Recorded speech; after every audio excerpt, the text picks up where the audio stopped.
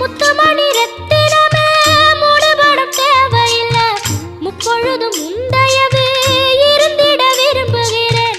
ஆழக்கடல் நீ கிடந்து அரசாள வந்தவனே, அதுபோல என் மனசில் குடியேற வாருமையா.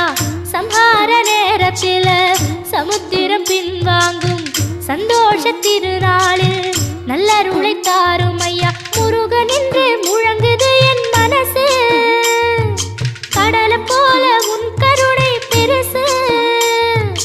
உப்பு காத்து ஊத காத்து சுத்தும் கடலு கரைய பார்த்து சத்தியமா கோயில் கொண்ட சுப்பையா.